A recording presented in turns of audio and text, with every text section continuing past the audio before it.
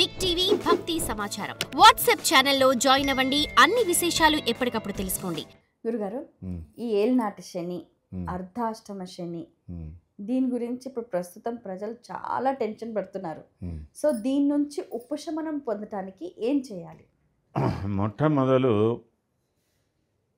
ఎవరు చెప్పినా, జ్యోతిష్యులు ఉచిత సలహాలు చెప్పినా, భయపెట్టించినా, సంతోషానికి చెప్పినా మనం ఉప్పొంగకూడదు, కుంగిపోకూడదు. ఒకటి ఏలినాటి శని ఉంది అంటే నాకేదో గురుతర బాధ్యతలు ఉన్నాయి, నా జీవితాశయంలో నెరవేర్చవలసినటువంటి విధులు నిర్వహణలు ఉన్నాయి, ఏవో మర్చిపోయినా జ్ఞాపకం చేసుకొని దానికోసానికి చేయవలసిన విధులు నేను అనుకోవాలి. ఈ ఏలినాటి శని అర్ధాష్టమ శనిప్పుడు ఆ మనిషికి మరణం రాదు కదా?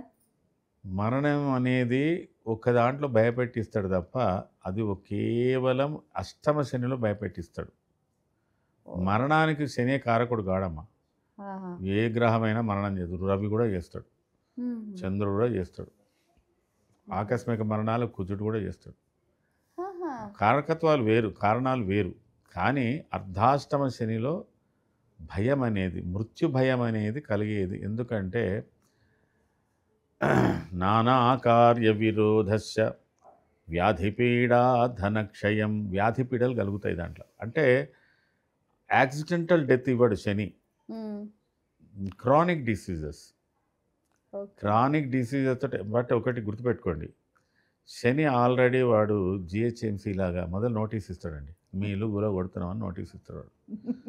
ఒకసారి ఇస్తాడు, రెండోసారి ఇస్తాడు, మూడోసారి కాకపోతే గుల కొడతాడు. వాడు ఏదైనా వితౌట్ నోటీస్ ఏ పని చేయడు. వితౌట్ నోటీస్ చేసేసి కుజుడు ఒకడే, కుజుడు రవి. వీళ్ళు షార్ట్ టర్మే ఉంటారు కానీ తీవ్రంగా ఇట్లా టక్కన ఏమైంది తెలియకుండా చేసే పని వాళ్ళు ఇద్దరే, కుజుడు రవి. శని అయితే ఇస్తాడమ్మా, నోటీస్ ఇవ్వండి వాడు తెలిసిపోతుంది, మనకు కూడా తెలిసిపోతుంది. సంథింగ్ ఏదో రాంగ్ అవుతున్నదనేది తెలిసిపోతుంది. తెలిసి కూడా వాడు ఏం చేస్తాడంటే దాన్ని సవరించుకోడు. దానికి విరుద్ధంగా ఆలోచన చేసినప్పుడు ఎక్కువ సమస్యలు వస్తాయి. విరుద్ధంగా ఆలోచించక పాజిటివ్ అని ఉంటే ఒకటి నా దృష్టిలో ఏలినాటి శనిలో ఒకటి ఉంటుంది. తన గురించో, తన కుటుంబం గురించో, పెద్దల గురించో, ఆరోగ్యాల గురించో, ఆర్థిక పరిస్థితుల గురించో, వృత్తిపరమైన విషయాలు దేనికో దానికి ప్రాధాన్యత ఇవ్వాల్సిన అవసరము. అది 3 అంచెలుగా ఉంటుంది. 3 టైర్ సిస్టమ్. 12th హౌస్ది ఒక రకం, జన్మశని ఒక రకం, సెకండ్ ఒక రకం. అయితే మేషరాశికి అంటున్నాం దాంట్లో ప్రత్యేకంగా. మేషరాశి వాళ్ళకి సెకండ్ శనిలో కుటుంబపరమైన, ఆర్థికపరమైనటువంటి విషయాలు వస్తాయి. ఇవన్నీ ఏంటంటే కొద్దిగా జీవితకాలంలో అవి ఉన్నాయి. అర్ధాష్టమ శని వచ్చినప్పుడు ఏంటంటే ఫ్రమ్ ఆల్ ఫ్రంట్స్ స్క్వీజ్ అవుతాడు మనిషి. దానికి ఒక పద్యం కూడా ఉంది, నాకు అంత చెప్పరాదు కానీ దాని అర్థం చెప్తాను. అర్ధాష్టమ శని గురించి అటు చెప్తాడు.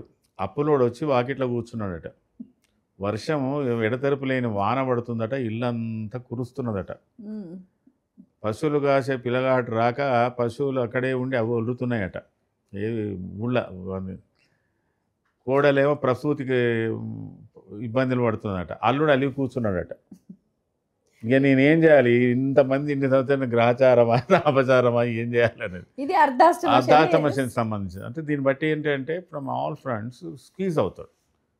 దాంట్లో ముఖ్యంగా ఆస్తిపాస్తులు, చరాస్తులు, స్థిరాస్తులు, తల్లి ఆరోగ్యం, తర్వాత అనుబంధంగా ఉండేటువంటి దీర్ఘకాలిక రుణాల గురించి ఇవన్నిటికి సంబంధించిన దాంట్లో కొద్దిగా ప్రెషరైజ్ అవుతుంది.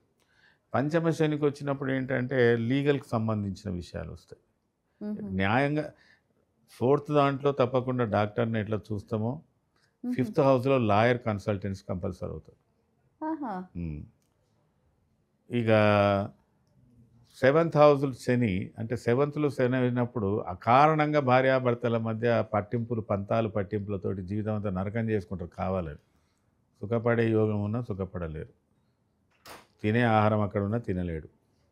అష్టమ శనిలో భయభ్రాంతులు ఎక్కువ ఉంటాయి.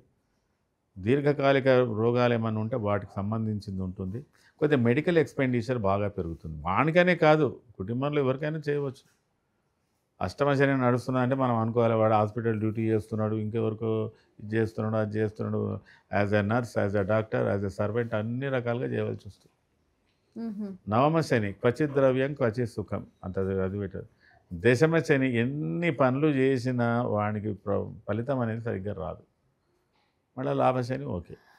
అంటే ఈ శని అనేవాడు ఏంటంటే మన జీవితానికి పరమార్థం ఏంటి, పరమావధి ఏంటి, అర్థవంతమైన జీవితానికి కలగజేయడానికి వాడి కొన్ని సమస్యలు పెట్టకపోతే మన జీవితం మనకి ఏమర్థం అవుతుంది? అందరు సుఖం పెడితే ఎట్లా? ఇక గురువు మానవమానాలను వీడు అది ఇంటర్నల్ స్ట్రెస్ ఎక్కువ ఎప్పుడే కానీ సాటర్న్ది.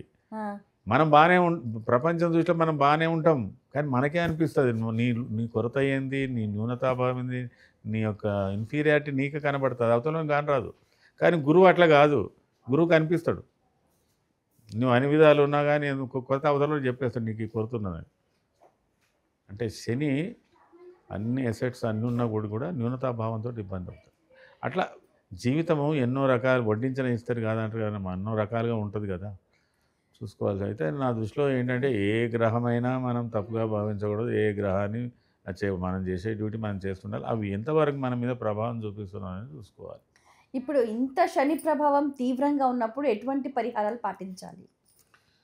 ఇక పరిహారాల విషయంలో అమ్మ చాలా వరకు ఈ శనికి సంబంధించిన దాంట్లో ఈశ్వర శివాభిషేకాలు, మహాన్యాసవర రుద్రాభిషేకాలు, దేవాలయాల సందర్శనలు, హనుమదాభిషేకాలు, నవగ్రహ స్తోత్రాలు ఇలా చేస్తుంటారు. ఇక ఒక్కొక్కరు ఒక్కొక్క రంగం చెప్తారు, కానీ నేనైతే సూక్ష్మంలో మోక్షం అంటారు. ఏది లేకున్నా బిల్వా స్తోత్రం చదువుకుంటే చాలా అనిపిస్తుంది నాకు. బిల్వా స్తోత్రం ఇస్ ద బెస్ట్ అయినా ఫర్ 7 years. అవునా? Simple remedy. ఇక ప్రత్యేకంగా ఆ నక్షత్ర ప్రభావాల మీద దిశ అంతర్దిశలకు సంబంధించింది వచ్చినప్పుడే దానాల విషయం చెప్పాలి, కానీ ఇన్ జనరల్గా అయితే ఇది చూసుకోవాలి. ఇప్పుడు వాడికి ఏలినాడు శని వచ్చినా శుక్రదశ నడుస్తుంది. మీరు ఒకటి గమనించండి, ఎన్టీ రామారావు గారు ఏలినాడు శనిలోనే సినిమా ఫీల్డ్లోకి వచ్చిండు. ఎన్టీ రామారావు గారు ఏలినాడు శనిలోనే రాజ్యాల్లోకి వచ్చిండు, పార్టీ పెట్టిండు, సీఎం అయిండు. మరి ఆయన ఏలినాడు శని ఏం చేసిందంటే దేశమల్లా తిప్పిండు. ఎంతకాలం తిరిగిండు? ఆయన తిరిగినాడు, మనం తిరుగుదామా?